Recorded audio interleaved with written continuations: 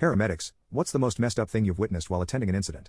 My dad was the only licensed paramedic in our Tri-County area for many years. His area covered 2 interstates and numerous major highways in Ohio.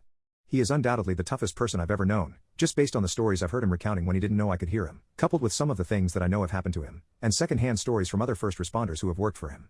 His own personal accident, back in '88, he was on his Honda Gold Wing. A drunk driver in the opposite lane went to pass their car, hitting him head-on at about 65 miles per hour.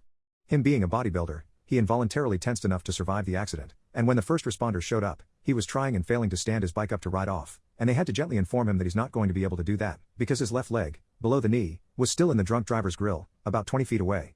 He did get the leg reattached, titanium rods replacing the tibia, and about 1.25 inches shorter and a slight limp, but going strong. On to his paramedic stories. He's been the first man on scene for numerous accidents with high school-age kids, one of which happened about 8 miles from our home, which is important.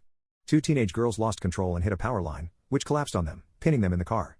Apparently there were serious injuries. They were conscious and coherent, but the power line was live, and the power company couldn't cut off power, so the first responders were forbidden from attempting to help.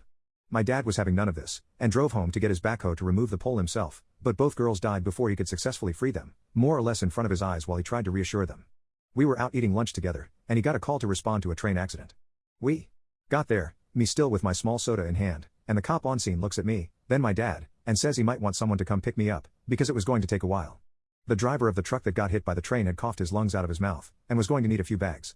That image stuck with me for a good while.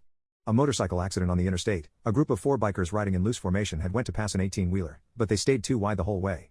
My dad had taught me long before that this was a cardinal no-no. You stay as far away from big rigs as possible, because the winds near them get strong and unpredictable.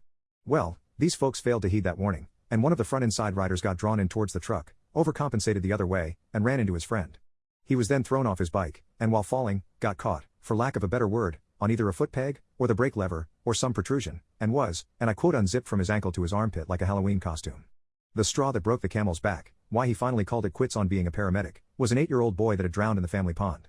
Dad was the first one there, pulled the boy out, and immediately started resuscitation efforts. He stayed unresponsive during the ambulance ride, passing away while my dad kept working on him, and kept trying to revive him until the ER room basically pulled him off. When I got older, he admitted that he kind of lost it on that call, because all he could see lying on that gurney was me.